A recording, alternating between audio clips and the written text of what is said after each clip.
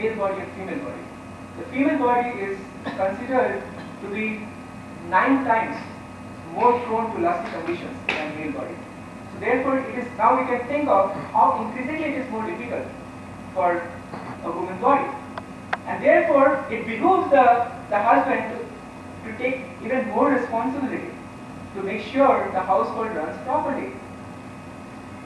And this kind of mentality is also comes in the description of Gandhari. Although Gandhari, Prabhupada has compared even with Bhishma, she is such a high caliber person when it comes to spiritual standard, but she was facing the same kind of issue with Kunti, that when Kunti had children, she was feeling that pain in her heart that I do not have any children.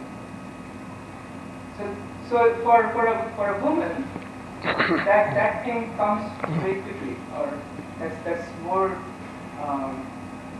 or they are more prone to thinking like that than. I'm not here trying to make any. I'm not trying to stimulate any feminist spirit here, but all I'm trying to do here, I'm trying to present what is coming from the Shastras, and I'm trying to present in the context of protection. So how much more the household situation needs to be developed in such a way that it offers a good protection for the woman, so that they do not have to think like that. So that actually naturally leads me to the topic that I wanted to speak about, is what kind of association between husband and wife should be there so that a spiritual culture can be furthered. So now I'm going to talk about practical things. Ideally speaking, it would be nice if we have a community where there is a support system for giving support to the wife, giving support to the growing children. But unfortunately, the modern society is just increasingly becoming distant from community living, and it is just complicating the whole thing even more.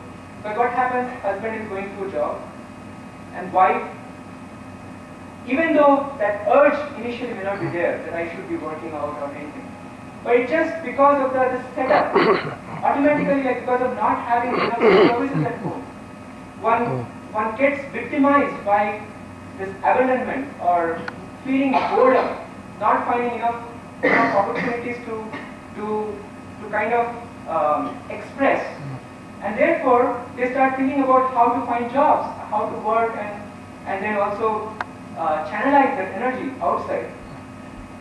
So that just comes out because of a lack of proper support system. So my thought is like how in the household, in the current modern environment, we can create so that the gap is minimized. So first of all, it's very, very important for grihasthas, especially new grihastha couples, to have at least 10 minutes every day, quality time, just between husband and wife, so that they can appreciate each other's qualities. They can thank each other for the services that they are doing.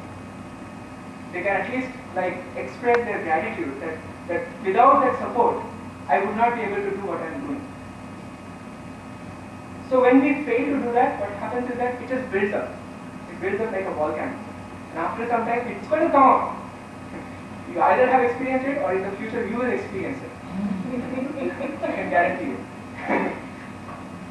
So therefore, it is very, very important for husband and wife to set aside some time, 10-15 minutes or whatever time. It must be there, where they can share how they are helping or assisting them in service to Guru and Krishna. So it's Guru and Krishna centered relationship. It's not like they're discussing about okay, what did you see in the newspaper today? Or what is the latest weather? Or that's not the thing is that, as I say, the mission statement of Grihastha Ashram is assisting each other in finishing the journey back to Godhead. So that goal is still valid. But when we appreciate each other's qualities, we are appreciating also in relation to assisting in the service to Guru and Krishna.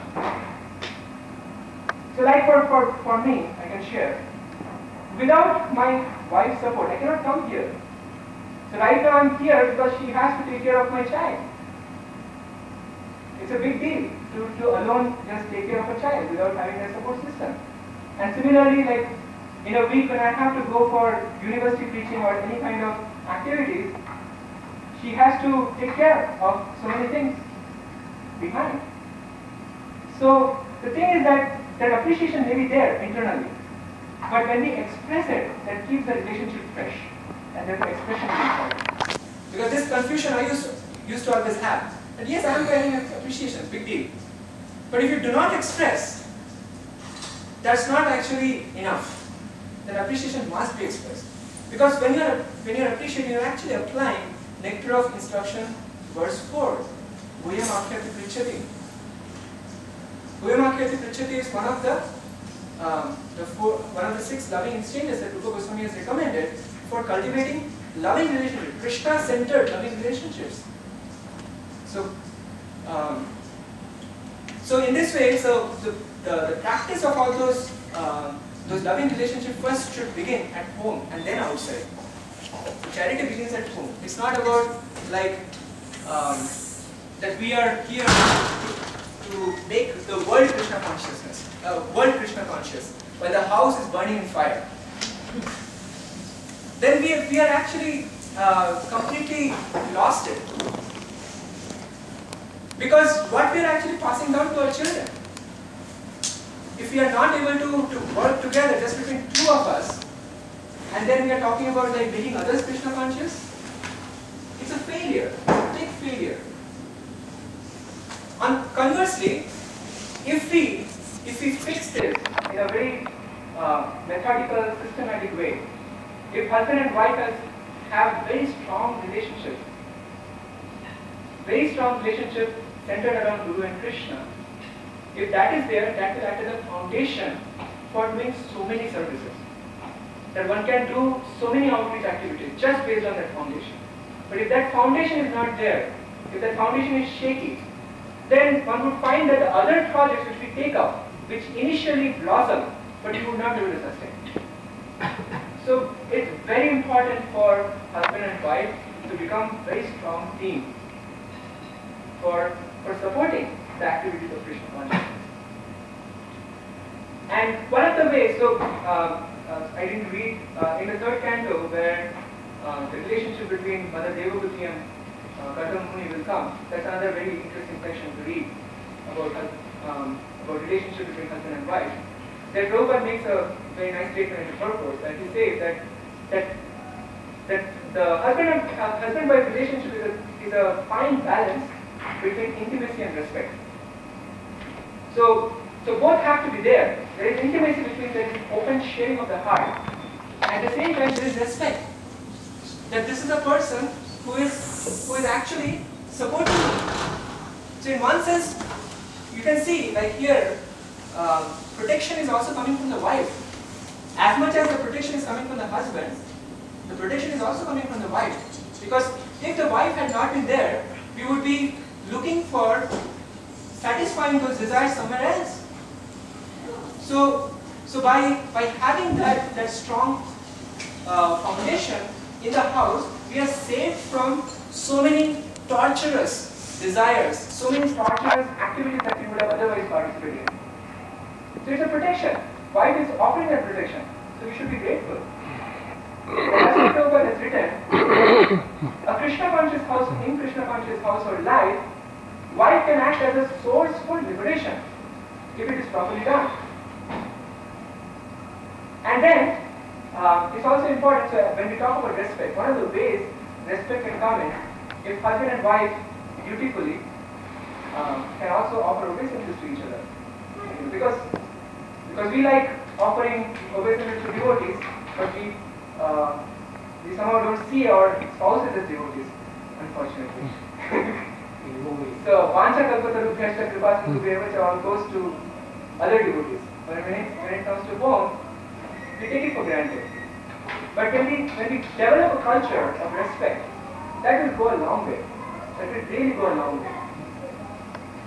So what the point I'm stressing on is the intimacy should be built up by having this quality time together, mutual sharing of mutual appreciation. Now that setting should not be necessarily on discussing philosophy. Then the wife and husband will again start thinking that there is no life. It's just like the idea is that how we are applying those philosophies, that should come there in that conversation. Because that's the application time. It's not about talking about theoretical stuff. That today I heard this and we are just talking in the air. But it's all about expression. How we are grateful for that opportunity that Krishna has provided, that these two souls have come together to complete the journey of Krishna consciousness. So it's very, very important to acknowledge that from time to time. So that's going to bring intimacy. And respect, as I said, like if we pay obeisances to each other, that can also help. And it becomes increasingly difficult when you have children, because then the focus goes to children, and then again the distance develops between husband and wife. But what I'm saying is that it's important for husband and wife to dutifully do these things so that the relationship can remain ever fresh. And by keeping the relationship ever fresh, we are creating a foundation. We are not like here talking about just like a mundane world kind of situation, where what is predominating is exploitative mood. Here what is predominating is mood of service. And how can assist this person in somehow becoming closer to Guru and Krishna. So when we are coming together, it's done with a purpose, and that purpose is still the same. How I can go closer to Guru and Krishna. So another important thing I wanted to mention is that when we talk about raising children, I don't want to go too much into this topic, but because we are having a dedicated session on that, it's important to have a role model set up for the children, so that they see how husband and wife are relating to each other, and from there they would learn how to relate to other living entities in this world, because that's what they are used to seeing when they are growing up. So if we are not setting proper examples for the kids, again it's a disservice, then we are not properly fulfilling that responsibility of delivering them, or at least walking towards the journey of delivering them. So it's very, very important to make special attention to that principle.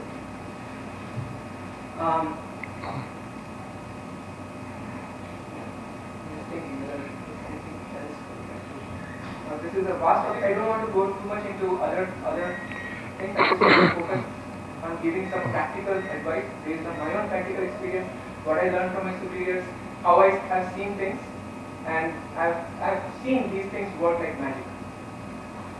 Another thing is, for example, again following in the footsteps of Rupa Goswami, the fourth verse, once in a while you can think of giving a gift to your spouse, like something which is meaningful in helping that person go closer to Guru and Krishna. Talking about gifts, like many times people ask, like, how do you select gifts? I know you don't like get an elephant for your wife. It's just very simple, common sense. That's the point I'm making. It's just a matter of observation. You just know like what your spouse likes, and then you try to see how you can make that person happy. You are literally thinking how to make that person happy. It's not like a mundane thing, but it's Krishna who has brought these two souls together. So we are acting in that loving relationship for furthering the Krishna consciousness activities. That's the goal, and that's where it all fits in well. Oh yeah, another very important misconception is that sometimes even devotees sometimes say that like when the husband and wife, if you want to develop intimacy, then you can do that by physical contact. That's not at all the advice from Srila Prabhupada or any of the scriptural messages. It's a big misconception. Fourth regulative principle that we talk about, that illicit sex, that does not simply mean that like it's forbidden to have sex outside of marriage. But it means that it's forbidden to have sex which is not meant for producing children or producing Krishna conscious children. Why Krishna conscious children? Because there is a process that one goes through, the Garudhan sanskar that one has to go through.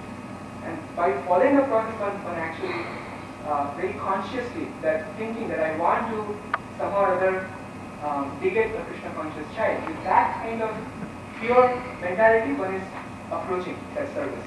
So it is not just a matter of like having the physical contact, but it's a very thoughtful process. So as you see, in every step, what we have to keep in mind is that human life is a life of heavy responsibility, and we are trying to fulfill that responsibility by being thoughtful at every step. So that's the message I wanted to deliver. Let me see if you have any questions or comments based on this. I've got one question. Yeah. Somebody told me, this is a devotee. He told me that, I don't know if it's true, that's what he told me. He said that the divorce rate among the devotees is higher than the general public. Yeah. How do you explain that? It's very easy. We have to now narrow down that sample space. You have to see within that divorce rate what percentage of those devotees are Krishna conscious really. So that means devotee is a very generic word. So that means they're not really devotees, then they're pretending to be devotees. They're not following the point I'm making is that it's a skewed data. Because what you have to narrow down to is that how strongly are they following Krishna consciousness. If they are following Krishna consciousness principles very strongly, and they understand, they are trained properly, then this is not going to happen. So basically they're not trained yet, that's right. Hare Krishna. Actually, before us, sometimes we have parents visiting home. Yes. And sometimes we have parents living with us. Yes. So that is a situation with a lot of Indian American families, In those times, what are the prime duties of wife and husband to respect them and still maintain Krishna consciousness and all that? Because a lot of times we see in society the friction develops when your parents staying with you or parents visiting, and this is kind of a delicate subject. Right. So without knowing the details, many times the common mistakes that we make is we want to preach to our parents. And we would try to point out, you should not do that, you should not do that, you should not do that. So usually that's what actually causes friction. But if the son or the daughter is setting a very good example of a Krishna conscious practitioner, the qualities will automatically come up. The parents are going to find, oh my God, I have never seen my son so gentle before. What has happened? So when we actually exhibit the qualities of Krishna consciousness, that situation is not going to happen. Problem happens is immaturity. When we are not actually exhibiting qualities of Krishna conscious person, and we want to reinforce the Krishna conscious principles on them, the best way one can teach a superior any principle is by example. For children, it's both example and precept. But when it comes to senior, the only thing that we can do is example. We cannot preach to them because we are not in a position. We are their dependents. They are not our dependents. So from our perspective, we should have complete respect for the gift that they have given us. Because they are the ones who have given us this human body. Whatever situation that they have developed, whatever stages that they have brought up, because of which right now I am in a situation where I am associating with devotees. So we should be grateful for that. So the problem happens is when there is immature interaction with them.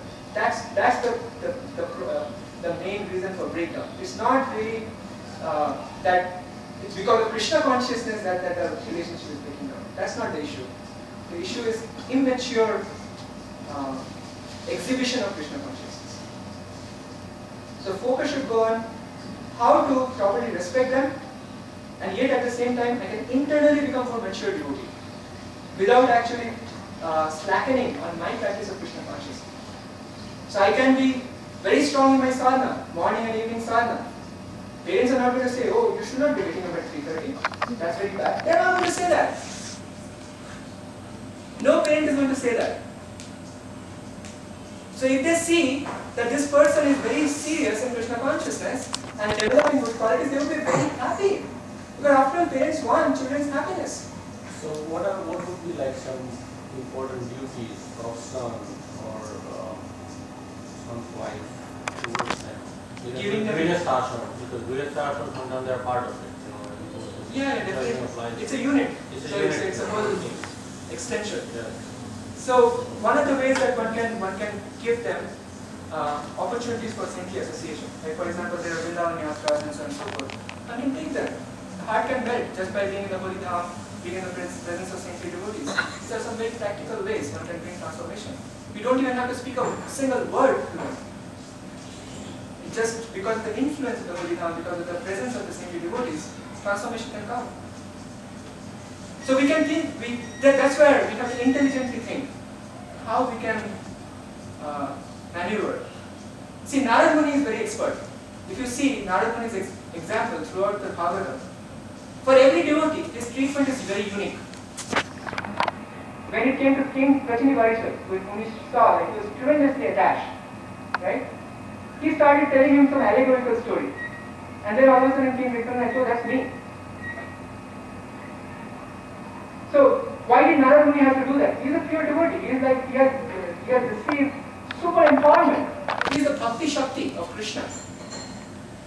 He is the Shakti-Avesh avatar of Krishna, exhibiting Krishna's Bhakti potency. But he also has to plan out how to deal with different varieties of people in different ways.